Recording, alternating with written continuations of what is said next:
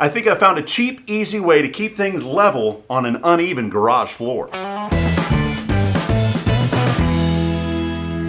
I want my workshop to rock, not rock, you know what I'm saying? I've needed some type of assembly and outfeed table for a while, but I've been putting off building one because my garage floor is so uneven. It's really tough to imagine being able to build one that's nice and level. I'm reusing a piece of old plywood for this build. This was a tabletop I picked up at a yard sale or something a little while ago. I removed the trim and nails from the edges so I could cut it down. This is a little bit bigger than 24 by 48 inches, but I figured I'd make my work table exactly 2 by 4. That way I can replace the top in the future. It'll be a little bit easier to size. Here as I'm trimming the top, you can see the dangerous dance I have to do when cutting something this long, because there's nothing to help hold the weight of the wood after it passes off the back of my saw. I had some strips of 3/4 inch plywood that are about 3 3/4 inches wide. They were left over from another project, so I grabbed those out of the scrap bin for this project. I measured and cut them to make up the frame under the tabletop. I wanted this to be light but stiff, so after I put together an outside frame, I added a center stretcher, then added a couple of smaller braces too. These I staggered so I could tack them in place from both sides. Glue and brads here. I went back later and locked everything in place with screws too.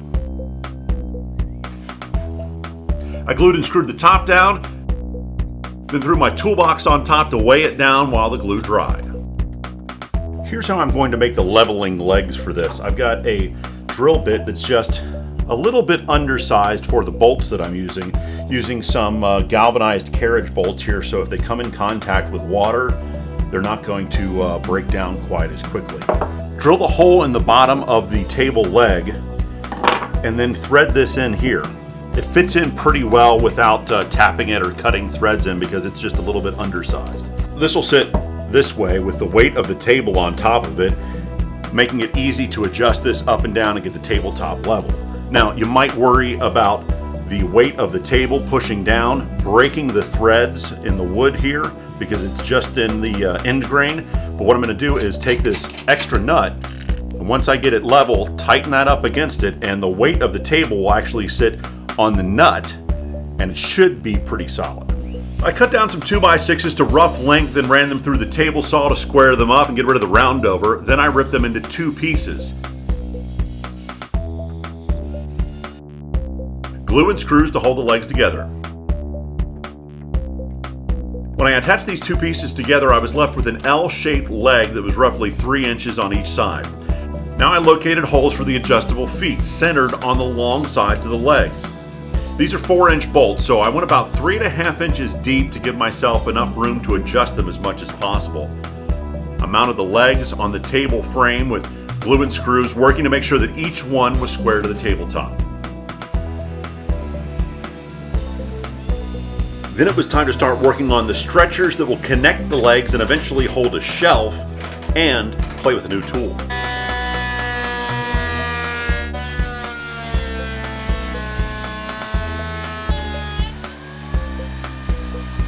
This is the first time I've used this planer. I picked it up on Craigslist used for about $100.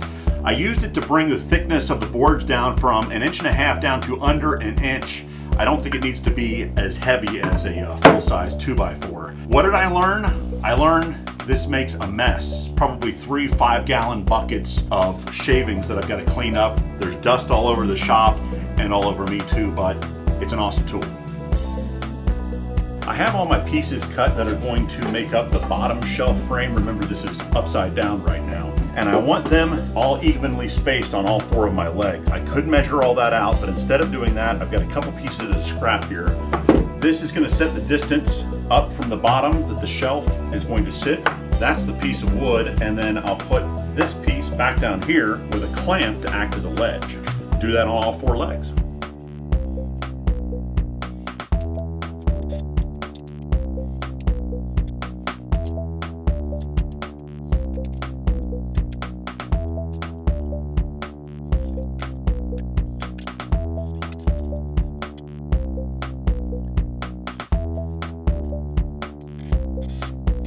I took it all outside, cleaned up the old finish off the top, and put a rattle can coat of flat black paint on it. Then I flipped it over, sanded the legs, and put some water-based poly on. I really worked the end grain of the legs, letting it soak in.